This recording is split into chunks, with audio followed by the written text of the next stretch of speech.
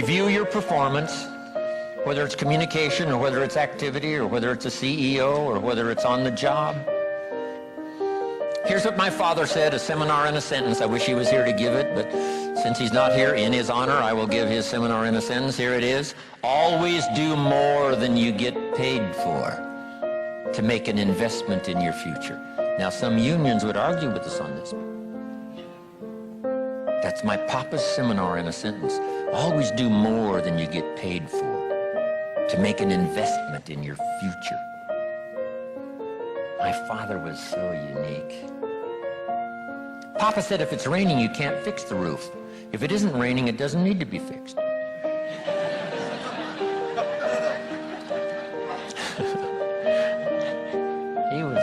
He was a grand old man.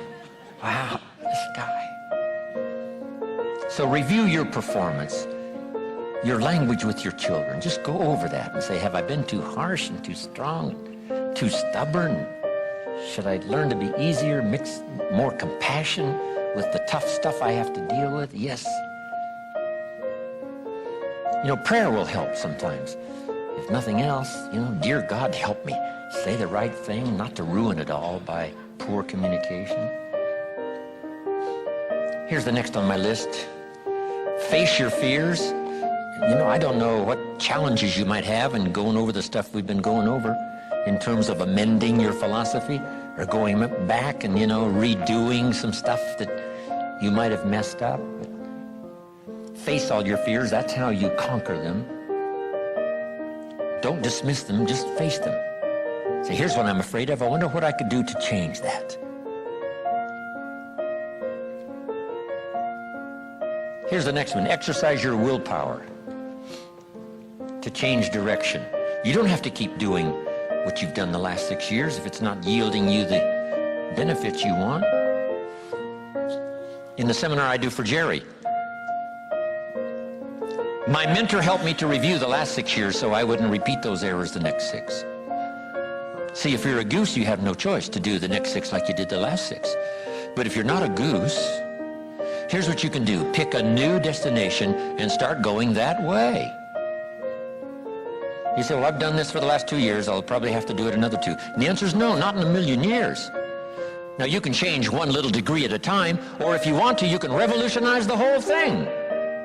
Who says you couldn't revolutionize the whole thing in a week's time and start a brand new direction that will most assuredly help you arrive in a brand new place a year from now, 3 years from now? No telling 5 years from now where you could arrive. Use your willpower to start the process. Just willpower to change a little or change a lot. Anybody can change. You don't have to repeat last year. Clean up the errors. Invest it now in the next year. Watch it make the difference. Here's the next one that's important. Parents have to do it. We ask our kids to do it, but we've got to do it. Admit your mistakes. Sometimes you have to admit them to others.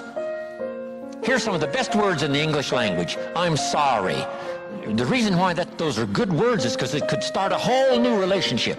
It could start 2 people going in a whole new direction. I'm sorry. Simple, easy. Not easy, but if you get this done, the turnaround can be dramatic. The early years can be big in payoff. And here's the big one. Admit your mistakes to yourself. You don't have to babble about them to everybody in the neighborhood. But it doesn't hurt to sit down and have a conversation with yourself and say, there's no use kidding myself. Here's where I really am. I've got pennies in my pocket and I got nothing in the bank. That's what I said after the Girl Scout left my door. I had a conversation with myself. And I said, I don't want this to happen anymore. Next, refine your goals. I don't know what ambitions you've had up until now, but this weekend would be a good time to start the process. We're going to talk about our goals workshop before our session is over this weekend. Maybe that will help stimulate you to set some higher goals, reach for some higher purpose, go for something beyond what you thought you could do By the time this weekend's over, you might double, triple, quadruple.